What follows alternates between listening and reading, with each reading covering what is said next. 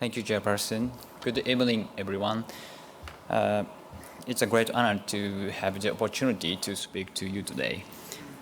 Today, my presentation focuses on the outcomes of ECPELLA treatment in our hospital.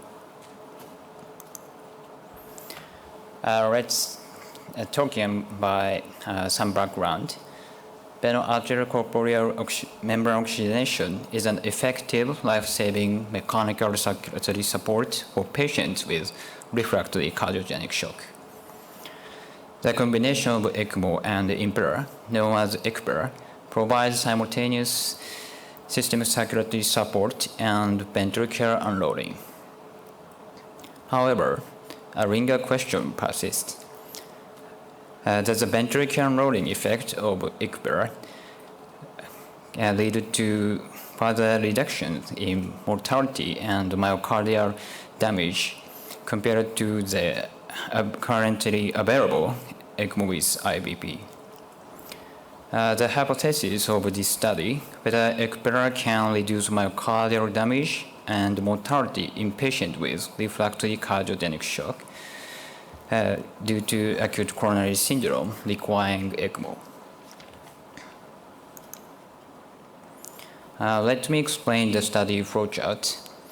From January 2012 to December 2022, a total of 2,495 ACS patients were screened, and we excluded 2,367 patients who did not receive ECMO, and also we excluded 38 patients who did not receive PCI, those who received ECMO as a response to complications or worsening congestive heart failure, those who received ECMO after the second day of PCI, and the patient deemed unsalvageable, judged as do not attempt resuscitation.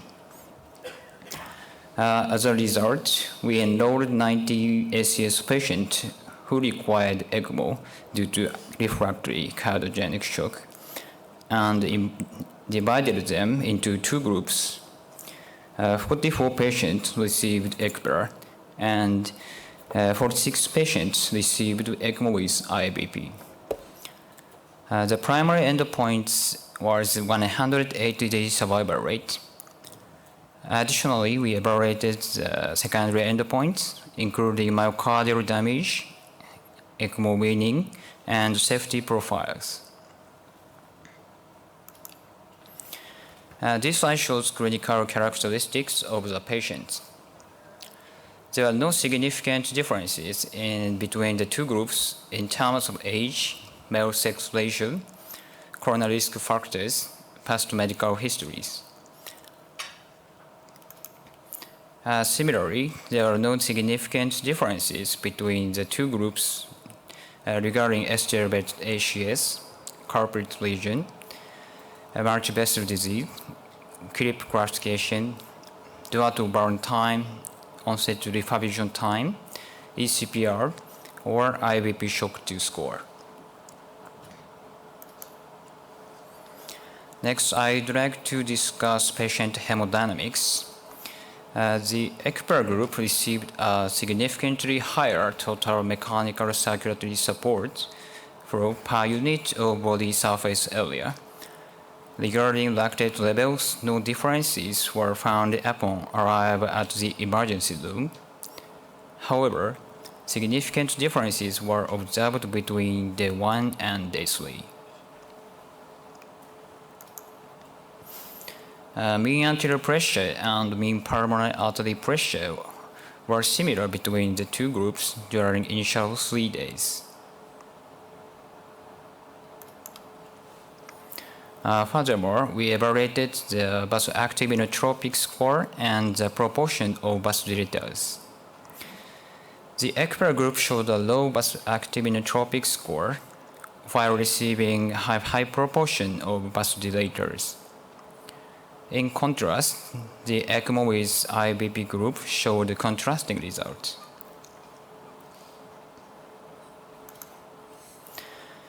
In this section, I'd like to present the outcomes. This figure shows myocardial damage. The ECPELLA group showed significantly lower peak CKMV levels and smaller area under the curve of CKMV during initial 3 days compared to ECMO with IBP group. Moving on, the ECPELLA was associated with significant improvements in the rate of ECMO weaning, favorable neurological outcome, and in hospital survival. The Kaplan-Meier analysis revealed that 180-day survival rate was significantly higher in the ECPELLA group. Finally, we assess safety profiles. There are no significant difference in bleeding events between the two groups. However, the ECPELLA group had more frequent blood transfusion and more cases of hemolysis. Despite the higher number of hemolysis cases in the ECPELLA group, there was no difference in the frequency of acute kidney injury requiring renal replacement therapy. To summarize the results, there are no significant differences in patient characteristics between the two groups.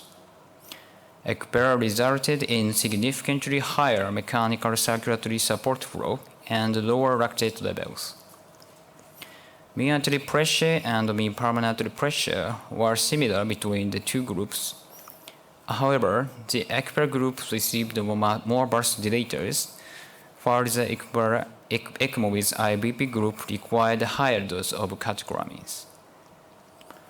The ECPELLA group showed significantly less myocardial damage and significantly improved intermediate-term survival.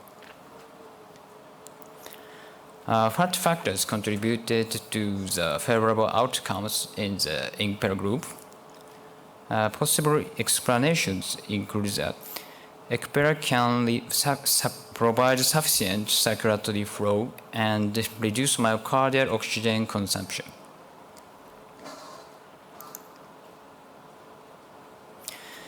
On the first point, our primary strategy to maintain an ECMO flow rate above a perfusion index of 2.2 liters square meter.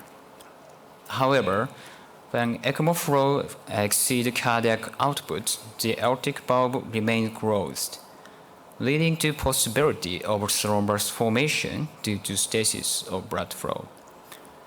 In such cases, it is necessary to reduce ECMO flow and increase use of catecholamines in order to open the aortic valve and prevent thrombus formation.